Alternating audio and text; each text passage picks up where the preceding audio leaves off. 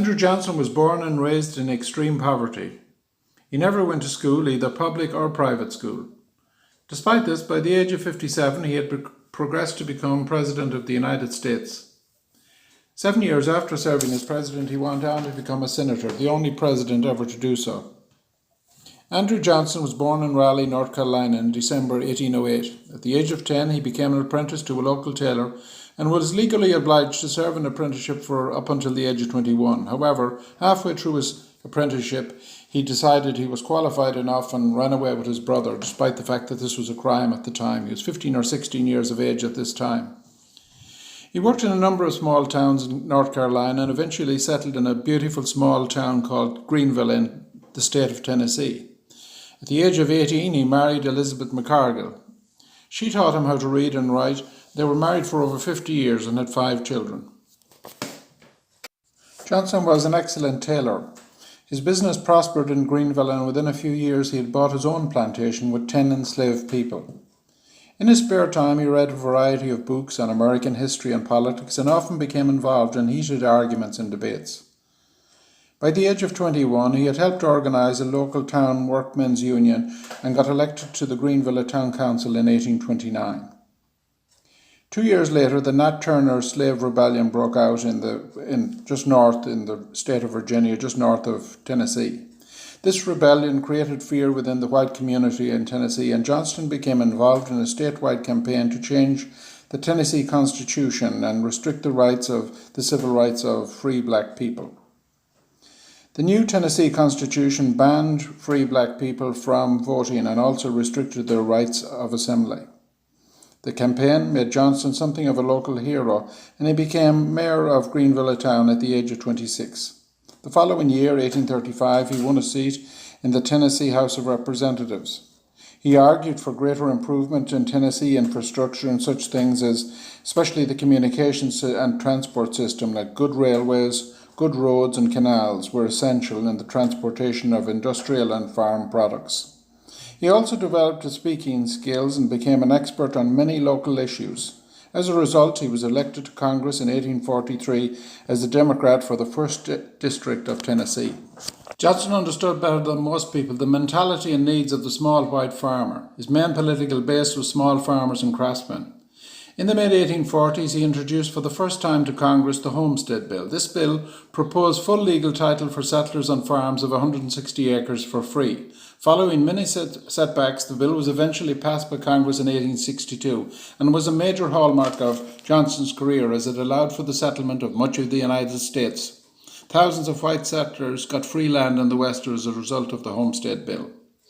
By 1853, Johnson became governor of Tennessee and was elected 4 years later to the United States Senate in 1857. When the Civil War broke out in 1861, he became the only Southern senator to hold his seat in Congress, against the wishes of his own state, in fact. He was a man of very strong conviction. Lincoln appointed him military governor of Tennessee in 1862 and granted him the title of Brigadier General. As a Southern Democrat, he had stood by the Union and became an obvious choice as Lincoln's running mate in the November election of 1864.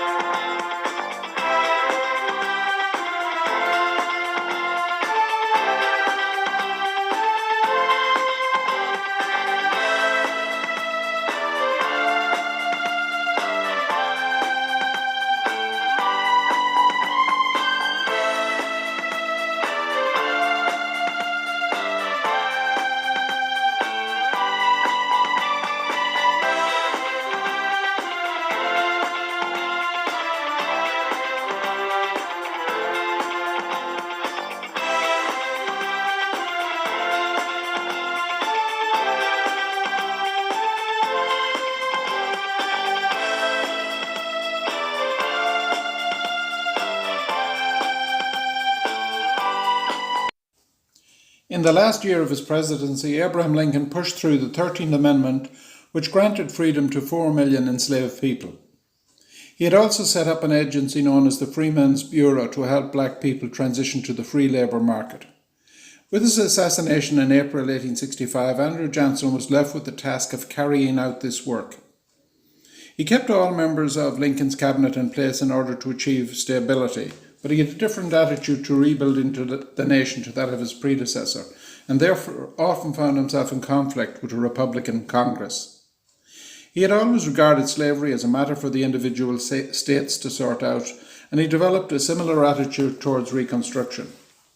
He hoped to achieve a speedy restoration of the southern states without much real reform of their laws. Andrew Johnson attempted to bring about his own form of presidential reconstruction. He believed voting rights for people of colour was a matter for the individual states to decide, and therefore was not a matter either for the President or Congress to decide. Throughout 1865 he appointed military governors to many southern states and instructed them to hold constitutional conventions and elect both state governments and members to Congress. People of colour were banned from voting, and many southern states began to introduce new laws known as Black Codes, which restricted the rights of black people in regard to employment, marriages, labour contracts, etc. Such laws made it seem like the Civil War was fought for nothing and outraged public opinion in the North. However, by December 1865, the President found many of his plans blocked by Congress, who refused to seat their southern colleagues until substantial reforms took place. Two major issues now dominated politics: civil rights for people of colour and the extension of the Freemen's Bureau. The Bureau had been set up by Lincoln to help enslaved people transition to the free labour market. It was intended to help in regard to employment, healthcare and education.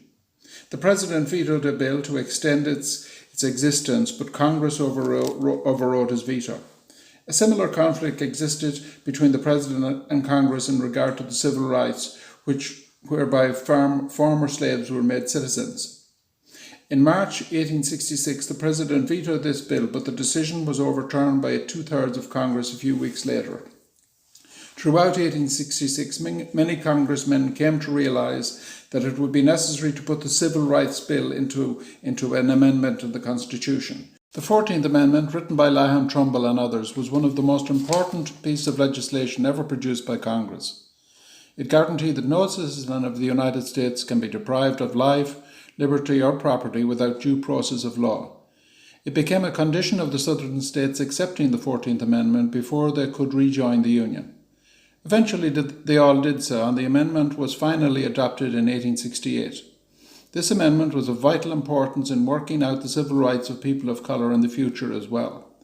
Lahan Trumbull, a senator from Illinois and chairman of the Senate Judicial Committee, was an important figure in the writing and development of both the 13th and 14th Amendments.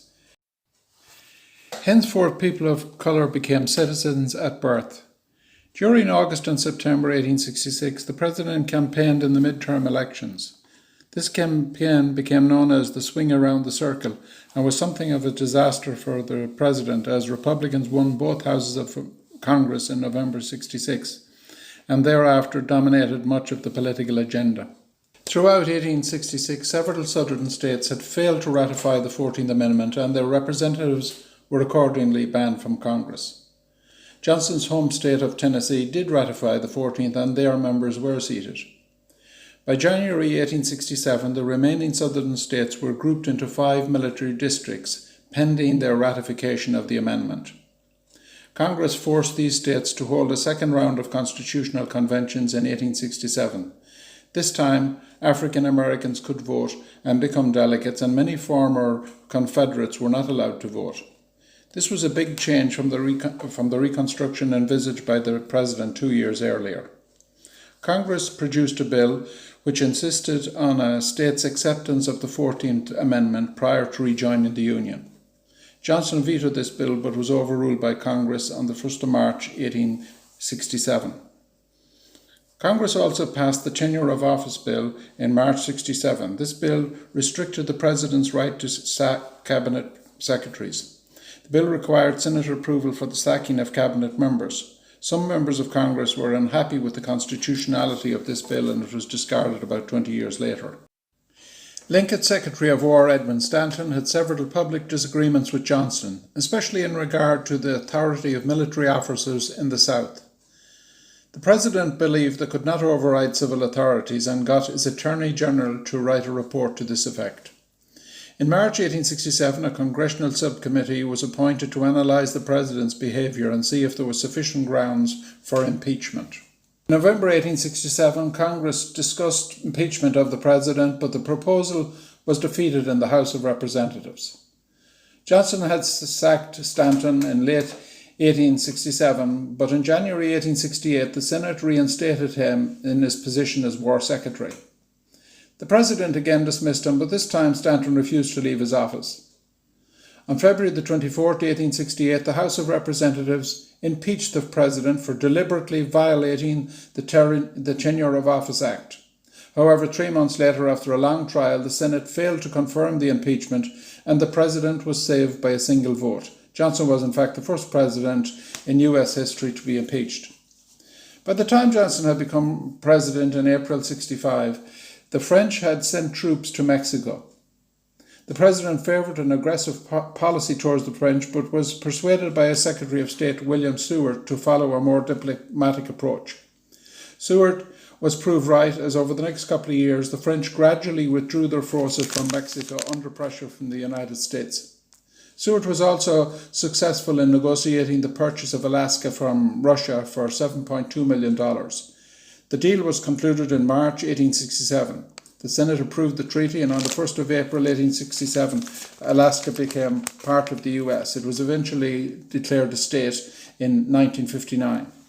Johnson sought the Democratic nomination in July 1868, but although he had strong support from the South, he failed to win the 2/3 majority necessary at the convention. Ulysses Grant for the Republican Party won the presidency in November 1868. Johnson was elected to the United States Senate on the 5th of March 1875. He campaigned strongly against votes for and civil rights for people of colour. His election signalled the weakening of Reconstruction and the emergence of the Jim Crow laws in the South.